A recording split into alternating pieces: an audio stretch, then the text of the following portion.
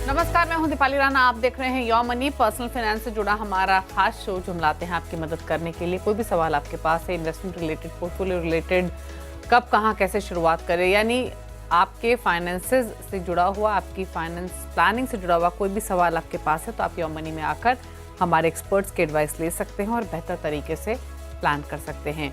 कैसे पार्टिसिपेट कर सकते हैं, नोट कीजिए तरीका। 7045220000 हमारा व्हाट्सएप नंबर है। आप हमें ईमेल भी कर सकते हैं yourmoney@nwr18.com। इसके अलावा आप इस शो को लाइव भी देख रहे हैं फेसबुक, ट्विटर पर जाकर अपने क्वेश्चंस आप पोस्ट भी कर सकते हैं #AskAwaz लिखकर। तो यह है तरीका शो में पार्टिसिपेट करने का। आज आपकी सभी क्वेरीज को आंसर करने के लिए पीबी इन्वेस्टमेंट्स की सर्टिफाइड फाइनेंशियल प्लानर पूजा भिंडे हमारे साथ बनी हुई है। पूजा नमस्कार, स्वागत है आपका। और क्वेरीज लेंगे उससे पहले आज बात करते हैं एएमसीज की। यूजुअली हम बहुत सारी टिप्स अपने व्यूअर्स को देते हैं कि एएमसीज में भी डाइवर्सिफिकेशन बहुत इंपॉर्टेंट है, लेकिन एजुकेशनल पॉइंट ऑफ व्यू से भी, क्योंकि इन्वेस्टमेंट करने के साथ साथ उस इन्वेस्टमेंट से जुड़े हुए तमाम पहलुओं पर के बारे में जानकारी होना भी एक इन्वेस्टर के लिए बहुत इंपॉर्टेंट है।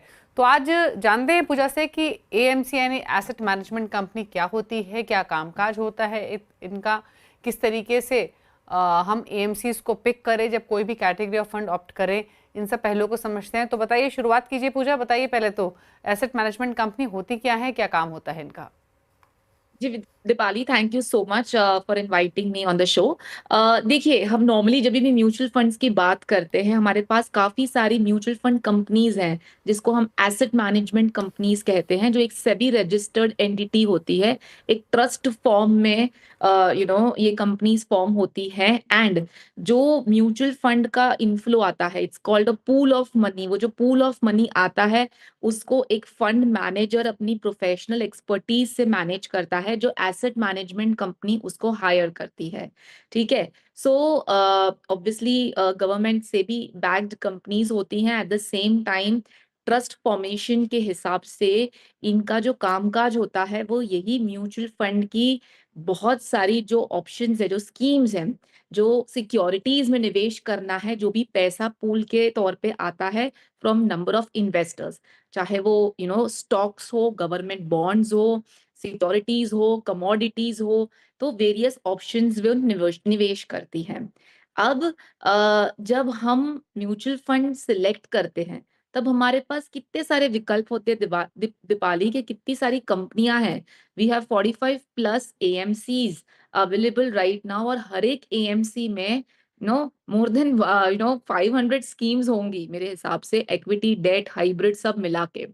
तो इन सारी स्कीम्स में से किस तरीके से हमें चॉइस करनी है, जिस तरीके से हमें कौन से स्कीम में निवेश करना है, तब जाके हम इन्वेस्टर्स को ये दिक्कत आती है कि कौन सी एएमसीज को पिक करना, कौन सी स्कीम्स को पिक करना, किस तरीके से प्लानिंग करना।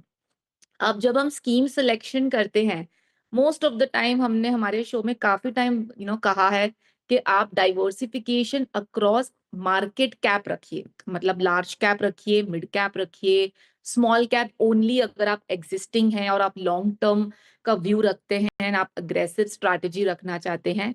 नहीं तो फिर आप flexi cap, index funds, multi cap, इन तरीके के फंड्स में आप एसआईपी शुरू करें। और ज्यादा से ज्यादा 4 या 5 फंड्स आपके पोर्टफोलियो में होना चाहिए, दैट्स इट। लेकिन जब सिलेक्शन की बात आती है तब काफी इन्वेस्टर्स ऐसे आते हैं, या काफी निवेशक भी हमने देखा है, वो एक ही एएमसी में सारा का सारा अमाउंट या सारा का सारा एसआईपी एक ही एएमसी के सारे फंड्स में डाल देते हैं। मतलब डाइवर्सिफिकेशन तो कर लिया अक्रॉस मार्केट कैप, लेकिन लार्ज कैप है, मिड कैप है, स्मॉल कैप है, मल्टी कैप है, या डेट है, सब कुछ एक ही एएमसी में। अब सब एक ही एएमसी में डालने से क्या होता है, काफी टाइम हम देखते हैं कि एएमसी लेवल पे भी एक उन लोगों की एक साइकोलॉजी होती है, एक रिसर्च होती है, एक फिलॉसफी होती है जिसपे वो एएमसी काम करती है। फिर उनमें जो फंड मैनेजर्स हैं, वो फंड मैनेजर्स की इन्वेस्टमेंट स्टाइल्स होती हैं, बहुत सारी इन्वेस्टमेंट स्टाइल्स होती हैं।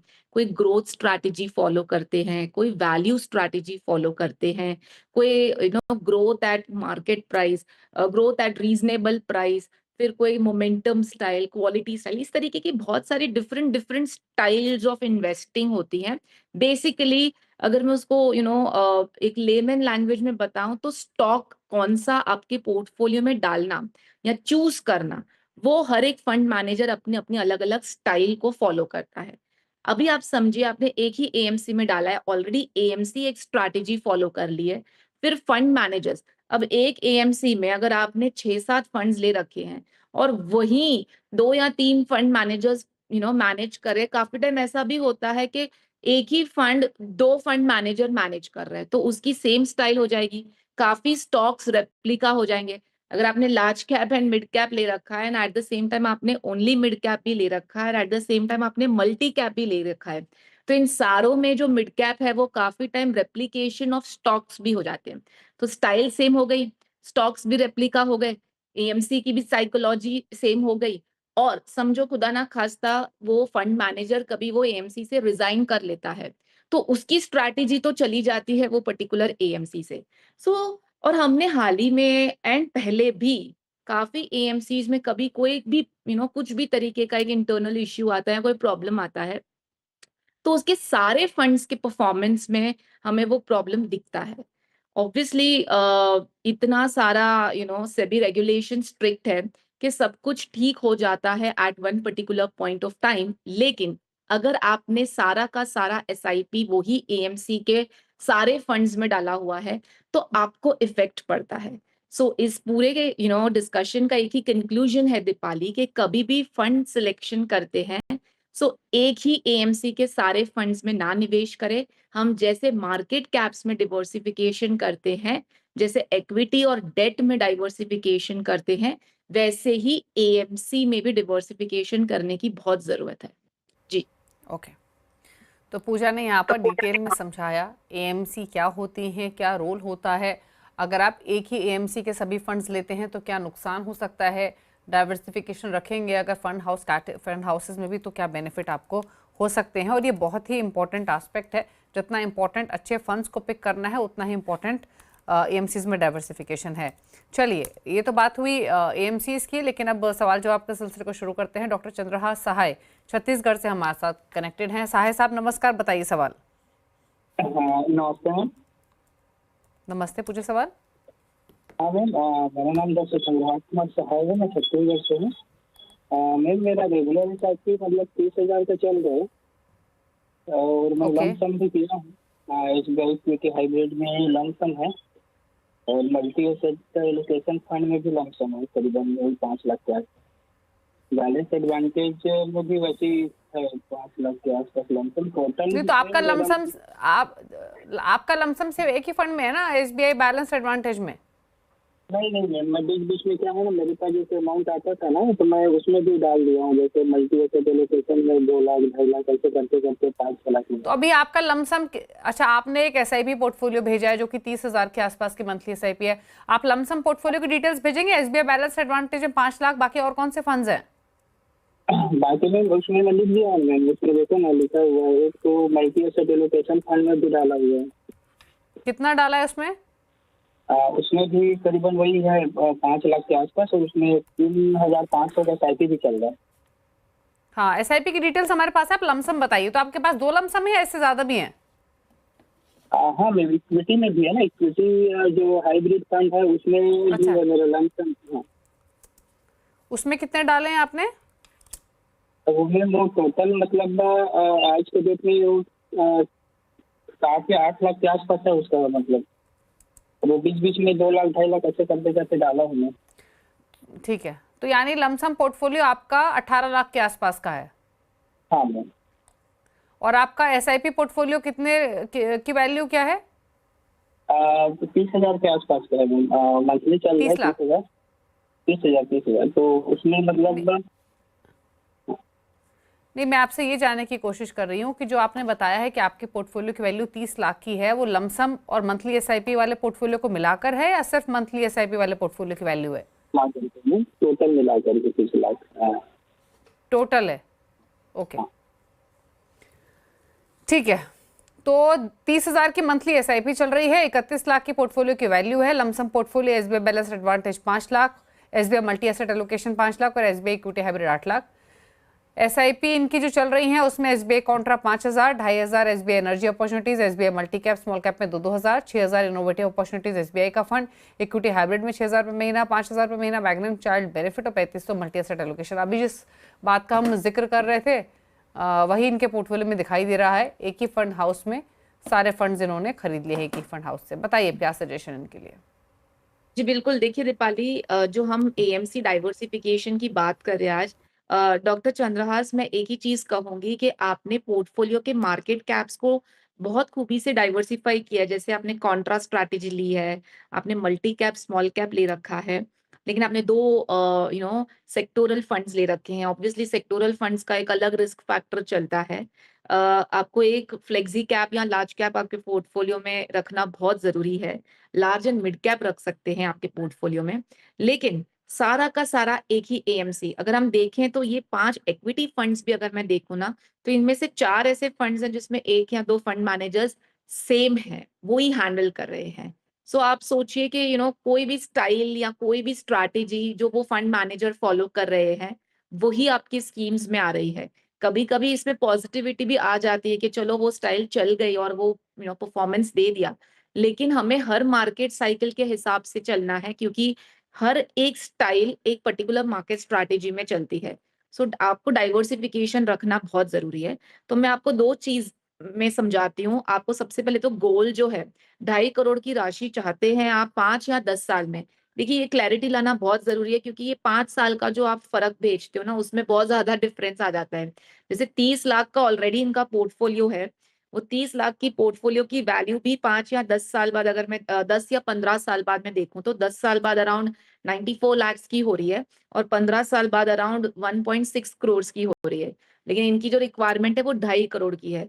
तो उसके लिए जो एसआईपी चाहिए वो 10 साल में अराउंड 1 लाख रुपीज चाहिए पर मंथ, और अगर 15 साल में देखें तो 50,000 चाहिए पर मंथ, अगर हम सिर्फ एसआईपी देखें तो क्योंकि मैंने लमसम और एसआईपी दोनों इनका पोर्टफोलियो में हम ऐड कर रहे हैं कि लमसम को भी वो 10 या 15 साल जो इनका गोल है उसके लिए वो रखने वाले हैं। लमसम पैसा भी आपके पोर्टफोलियो में हम शामिल कर रहे हैं आपके गोल के लिए। तो आपकी एसआईपी अमाउंट 10 साल में आपको वो अमाउंट लगेगा अराउंड 65,000 पर मंथ। एंड अगर आपका 15 साल तक अगर आप ये गोल कंटिन्यू करेंगे तो केवल 13,500 ही आपको एसआईपी लगेगी। और अभी आपकी करंट में एसआईपी चल रही है 30,000।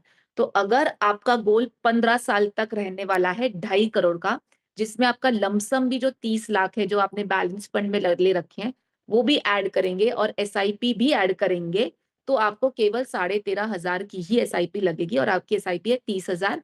So you don't have to do anything. पर मैं कुछ फंड्स के नाम बोल रही हूँ जो आपको पोर्टफोलियो में चेंजेस लाने हैं मेजरली। वो है Kotak emerging equity fund mid cap space में, Tata small cap fund small cap space में, Invesco India large and mid cap fund एक large and mid cap strategy, Bajaj Finserv का flexi cap fund, Nippon India multi cap fund, and आपने SBI contra जो ले रखा है वो आप कंटिन्यू करें। सेक्टोरल मेरे हिसाब से एक अगर आपको कोई कंटिन्यू करना है तो ठीक है, बट बहुत ज्यादा सेक्टोरल एक्सपोजर ना रखें। हाइब्रिड में बता देती हूँ, आईसीआईसीआई प्रूडेंशियल का मल्टी एसेट, निपॉन डीएसपी का इक्विटी एंड बॉन्ड फंड जिसका भी नाम अग्रेसिव हाइब्रिड फंड है, एसबीआई बैफ आप कंटिन्यू करें, एसबीआई चिल्ड्रन फंड भी आप कंटिन्यू कर सकते हैं, क्योंकि हम देख रहे हैं इक्विटी, डेट और एक चिल्ड्रन ओरिएंटेड सॉल्यूशन ओरिएंटेड तीनों के जो स्ट्रैटेजीज है एसेट आलोक जो इक्विटी डेट और हाइब्रिड, वो काफी फर्क है। तो आप वो एक एएमसी का रख सकते हैं, लेकिन इक्विटी में ही 2 फंड्स एक एएमसी के ना रखें। आप इक्विटी और डेट में डेफिनेटली एक एएमसी में रख सकते हैं। जी ओके, चलिए, तो ये रही सलाह आपके लिए आपके पोर्टफोलियो को लेकर। आपके पोर्टफोलियो में काफ़ी चेंजेस आपको करने होंगे, क्योंकि सारा कंसंट्रेशन आपका सिर्फ एक ही फंड में है और इसी एक ही फंड हाउस में है, तो इसीलिए बदलाव आपको सजेस्ट किए गए हैं। सिर्फ 3 ही फंड्स आपको रखने हैं अपने एग्जिस्टिंग पोर्टफोलियो, जिसमें SBI Contra, SBI balance advantage और एसबीआई मैग्नम चाइल्ड बेनिफिट है। बाकी नए फंड्स आपको सजेस्ट किए गए हैं जो आप अपनी स्क्रीन पर भी देख सकते हैं, जो पूजा ने यहाँ पर सजेस्ट किए हैं। साथ ही आपके गोल को लेकर भी राय दी गई है। बात करते हैं अगले व्यूअर की। तमन्ना पटेल ने सवाल भेजा है गुजरात से। मंथली एसआईपी है 40,000 की, पोर्टफोलियो की वैल्यू है अभी एग्जिस्टिंग 20 लाख, 5 साल में 1 करोड़ का लक्ष्य है। कौन कौन से फंड्स हैं? मोतीलाल ओसवाल मिड कैप 8,000 रुपये महीना, 6600 रुपये महीना Motilal Oswal micro cap 250, 5,000 per month Tata digital India fund, 3,000 Tata small cap, UTI Nifty 200 momentum 34,000, Motilal Oswal manufacturing 4,000, quant flexi cap 4,000 और क्वांट फ्लेक्सी कैप भी 4,000 है। तो टोटल इनके पास 8 म्यूचुअल फंड्स हैं। एसआईपी अमाउंट है 40,000 का। क्या सजेशन? 1 करोड़ का लक्ष्य 5 इयर्स में, कंसिडरिंग 20 लाख के ऑलरेडी वैल्यू एक्यूमुलेट हो चुकी है। जी बिल्कुल। देखिए दीपाली, अगर हम गोल की बात करें तो 1 करोड़ की राशि चाहिए इनको, और 2030 मतलब अराउंड नेक्स्ट 5 इयर्स में ही चाहिए। ऑलरेडी इनका जो पोर्टफोलियो चल रहा है उसमें 20 लाख की इन्होंने इकट्ठा कर ली है। सो वो 20 लाख भी 5 साल के लिए हम कंपाउंड करके कितना उसका वैल्यू बनता है। एंड एसआईपी जो लगेगी वो 78,000 की एसआईपी इनको लगेगी अभी से for next 5 years, plus 20 lakh का जो करंट पोर्टफोलियो वो भी ऐड करते हैं टू रीच टू 1 CR। लेकिन इनकी जो करंट एसआईपी है वो सिर्फ 40,000 है। सो इमीडिएटली अगर आप ये बढ़ा सकते हैं तो ठीक है। दूसरा ऑप्शन है, आप स्टेप अप का यूज कर सकते हैं। आप उसको हर साल थोड़ा थोड़ा करके बढ़ाइए, मिनिमम 10 to 12% तो बढ़ाना चाहिए होगा। और एक ऑप्शन है, अगर आपको कुछ भी नहीं बढ़ाना है, स्टेप अप भी नहीं करना है, तो आपको गोल को और 2 साल तक आप पोस्टपोन कर लीजिए, तो भी आप ये कंटिन्यू कर सकते हैं आपकी करंट एसआईपी, तो आप इस टारगेट तक पहुंच जाएंगे। सो इस तरीके से आपकी प्लानिंग करें। अब फंड्स की बात करें ना, सबसे पहले तो मैं कहूंगी कि जो ट्रेंड चल रहा है और जो ट्रेंड के साथ साथ काफी यू नो एक इस तरीके से इंफॉर्मेशन जाती है कि चलो स्मॉल कैप में बहुत पैसा डाल दें या सेक्टोरल में, जो लास्ट ईयर में हमने बहुत देखा है। प्लीज आप इस तरीके से अपने पोर्टफोलियो में बहुत ज्यादा चीजें मत डालिए। अपने ऑलरेडी पोर्टफोलियो में आपका बराबर से flexi cap, mid cap, large cap चल रहा था, आपने 2-2 स्मॉल कैप डाल दिए, मोमेंटम डाल दिए, मैन्युफैक्चरिंग डाल दिया, डिजिटल डाल दिया, तो बहुत ज्यादा इधर उधर उसको अग्रेसिव बना दिया, और सिर्फ 5 साल का लक्ष्य है। सो ध्यान रखिए, आप ये किसी प्रोफेशनल के साथ आप बैठिए, आपके पोर्टफोलियो के साथ डिस्कस करिए कि भाई ये सही स्ट्रैटेजी है या नहीं है। ठीक है। सो टाटा स्मॉल कैप कंटिन्यू करें, माइक्रो कैप मेरे हिसाब से आप स्विच कर सकते हैं। अगर आपको स्विच करना है, निप्पॉन इंडिया मल्टी कैप में कर सकते हैं, जिसमें लार्ज मिड स्मॉल तीनों मिल जाएगा। फ्लेक्सी कैप आप कंटिन्यू कर सकते हैं, क्वांट और कोटक दोनों ही रखा है आपने, कोई भी एक कंटिन्यू कर सकते हैं, दोनों ही ठीक है। मिड कैप आप कंटिन्यू कर सकते हैं, मोमेंटम भी रखा है आपने, and at the same time manufacturing fund भी रखा है। देखिए अगेन बहुत ज्यादा स्ट्रैटेजी आपने सेक्टोरल में डाली हुई है। मेरे हिसाब से सेक्टोरल फंड्स में से आपको निकल जाना चाहिए, क्योंकि 5 इयर्स में सिक्लिकल होता है, और ज्यादा उसी के ऊपर अपने गोल को आप मत उसके ऊपर आप डिपेंडेंट रहिए। सो एक large and mid cap suggest कर रही हूँ, Invesco India large and mid cap, ये जरूरी है। एंड जो भी फंड्स मैं कह रही हूँ कि आप चेंजेस करें या उसको पोर्टफोलियो में आप शामिल करें, तो आप एक बार आपके जो भी प्रोफेशनल हैं जिनके साथ आपने पोर्टफोलियो में, उनके साथ भी डिस्कस कर लीजिए। क्या होता है, काफी टाइम आप एक पर्टिकुलर गोल के लिए आपने भेजा हुआ है, लेकिन आपके बाकी के भी गोल्स होते हैं। सो बाकी के गोल्स अगर समझो लॉन्ग टर्म है, जो नेक्स्ट रिटायरमेंट या कोई और गोल होगा, उसके लिए अगर वो एसआईपी सही जा रही है, तो ये भी बहुत एक इम्पॉर्टेंट फैक्टर है जो ध्यान में रखना है। जी ओके, चलिए, तो ये रही सलाह आपके पोर्टफोलियो को लेकर। अब बात करते हैं अगले व्यूअर से। विवेक हैं अगले व्यूअर हमारे साथ मुंबई से सवाल पूछने के लिए। विवेक नमस्कार, बताइए क्या क्वेश्चन है आपका? मैडम, मैंने आपको ऑलरेडी मेरा पोर्टफोलियो भेजा हुआ है, तो वो आप बिल्कुल, आपके पोर्टफोलियो की डिटेल्स हैं हमारे पास। क्या जानना चाहते हैं आप? तो बेसिकली पोर्टफोलियो ओवरऑल रिव्यू करना है और उसमें कुछ चेंजेस करना है। तो मेरा टारगेट है रिटायरमेंट के लिए अप्रोक्सीमेटली 7 करोड़, एंड उसके साथ में मैंने मेरे एग्जिस्टिंग जिसमें मैंने एसआईपी स्टॉप किए हुए ऐसे भी फंड भेजे, तो उस फंडों का भी क्या करना है वो नहीं करना है। ठीक है, तो पहले मैं आप अपने सवाल को सुनिएगा, मैं इलैबोरेट कर देती हूँ। कुछ डाइवर्जेंस हो तो आप बताइएगा। पहले तो इनका जो एक्टिव पोर्टफोलियो है पूजा, वो मैं बता देती हूँ। Parag Parikh flexi cap, quant large and mid cap में 10,000 ईच है, 5,000 ईच डाल रहे हैं Nippon India multi cap, Motilal Oswal mid cap, Edelweiss mid cap, Nippon small cap, quant small cap. तो ये इनका एक्टिव पोर्टफोलियो है, जो जिसकी टोटल वैल्यू है 45,000 पर मंथ। 5,000 की एक एडिशनल एसआईपी और करना चाहते हैं। दूसरा, इनके पास 4 ऐसे फंड्स हैं जहां पर लमसम अमाउंट है, एसआईपी बंद कर चुके हैं, वहां पे लमसम एक्यूमुलेशन हुआ है। लगभग 24.5 lakh UTI retirement fund, Motilal Oswal mid cap में 11.5 लाख के आसपास, 6.5 लाख के आसपास एक्सेस ग्रोथ अपॉर्चुनिटीज में और 3.5 लाख के आसपास मेरी एसेट मिड कैप में। टोटल पोर्टफोलियो की वैल्यू अभी जो है वो 67 लाख के आसपास की है और अगले 14 साल में 7 से 8 करोड़ का इनका लक्ष्य है। तो बताइए सजेशंस। देखिए, जो 7 to 8 करोड़ की राशि चाहते हैं आप रिटायरमेंट के लिए, 60 के लिए, एक तो मैं कहूंगी बहुत अच्छा रिटायरमेंट कॉर्पस सोचा है आपने, क्योंकि नॉर्मली हम 1 या 2 करोड़ के सवाल देखते हैं, बट आपने 8 करोड़ का सोचा है, तो अच्छा खासा पोस्ट रिटायरमेंट जो 80-85 तक 20 साल के लिए जो अमाउंट आपको हर महीने आपको विड्रॉवल लेना होगा, वो अच्छा खासा हैंडसम अमाउंट होगा। So that's a very good planning जो भी आपने जैसे भी करी हुई है। अब जो करंट पोर्टफोलियो है अराउंड 67 लाख्स का, वो भी जोड़ लें तो आपको हर महीने for next 14 years around 1 lakh की एसआईपी लगेगी टू रीच टू 8 करोड़। ठीक है। हमने 12% का एक अजम्पशन रिटर्न अज्यूम किया हुआ है। अब आपकी करंट एसआईपी है 45 प्लस आप 5,000 इंक्रीज, मतलब करंट एसआईपी है 50,000, मतलब ऑलमोस्ट हाफ का फर्क है।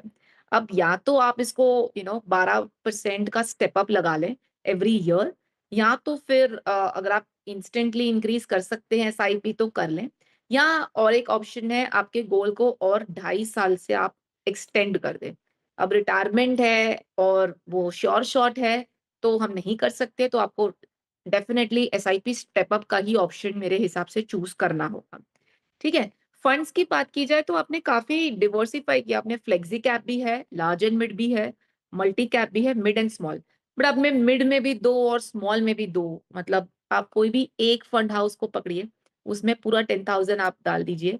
आप एडलवाइज मिड कैप कंटिन्यू कर सकते हैं, निपॉन या क्वांट स्मॉल कैप में से कोई भी एक कंटिन्यू कर सकते हैं। एंड जो आपको बढ़ाना है एक और एसआईपी, वो एक कॉन्ट्रा स्ट्रैटेजी आपके पोर्टफोलियो में डाल सकते हैं, तो इन्वेस्को इंडिया कॉन्ट्रा फंड की सलाह दूंगी मैं।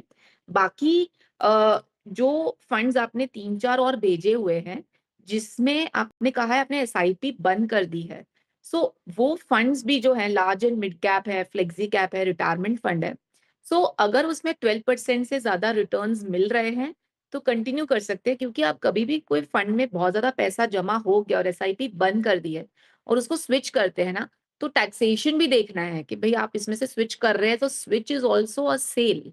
सो कभी भी एब्रप्टली कोई भी ट्रांजैक्शन में स्विच मत करिए। उसकी टैक्सेशन रूल्स जो है, आपको जो 1,25,000 तक का ही टैक्स माफ है, उसके ऊपर आपको 12.5% टैक्स लगने वाला है। सो उसको स्मार्टली, जैसे अभी अप्रैल आया, अगर आप उसको थोड़ा मार्च के महीने में स्विच कर लेते, थोड़ा अप्रैल के महीने में स्विच कर लेते, तो धीरे धीरे आप उस फंड से निकल सकते हैं। सो कुछ नहीं, अभी से henceforth you can follow this strategy for the couple of years जो आने वाले हैं, और वैसे धीरे धीरे करके स्विच करें। लेकिन एड ऑन कोई फंड मत लीजिए, आपके जो एग्जिस्टिंग फंड्स हैं उसमें ही टॉप अप करें, क्योंकि आपका गोल को और 14 साल बाकी है। सो आप डेफिनेटली इक्विटी में बने रह सकते हैं। जी ओके, चलिए, तो ये रहा आपके पूरे पोर्टफोलियो पर एक डिटेल्ड व्यू और एक सजेशन आपको जो दिए गए हैं वो आप अप्लाई कर सकते हैं। बाकी इन्वेस्टेड रहिए, टाइम टू टाइम रिव्यू करते रहिए। रुक रहे हैं एक ब्रेक के लिए, ब्रेक के उस पार कुछ और क्वेश्चंस जल्द वापस आते हैं। आप देख रहे हैं योर मनी, हमारे साथ हैं पूजा भिंडे, सर्टिफाइड फाइनेंशियल प्लानर। लेते हैं कुछ और क्वेश्चंस और अगले व्यूअर से बातचीत करते हैं। अगले व्यूअर हैं हमारे साथ दिनेश, जिन्होंने ईमेल के थ्रू अपना क्वेश्चन भेजा है जयपुर से। इनका पोर्टफोलियो लेकर आते हैं स्क्रीन पर। 18,000 की इनकी मंथली एसआईपी चल रही है, 15 साल में 1.5 करोड़ का लक्ष्य है। कैसा है पोर्टफोलियो, जानना चाहते हैं। अब इनसे बातचीत हो पाती पूजा तो डिटेल मिल पाती कि कब इन्होंने पोर्टफोलियो क्रिएट किया, कितना एक्यूमुलेशन हुआ। बट कंसीडरिंग अगर अभी इन्होंने पोर्टफोलियो बनाया है तो अब से 15 सालों में कितना इकट्ठा कर पाएंगे, बताइए। 1.5 करोड़ का लक्ष्य हालांकि लेकर चल रहे हैं। कौन से फंड हैं? 8,000 रुपये महीना है टाटा स्मॉल कैप में, बाकी 2-2 हज़ार ईच ये डिप्लॉय कर रहे हैं जैसे mid cap opportunities, quant small cap, Nippon India power and infra, Motilal Oswal mid cap और आदित्य बिरला पीएसयू इक्विटी। बताइए सजेशंस।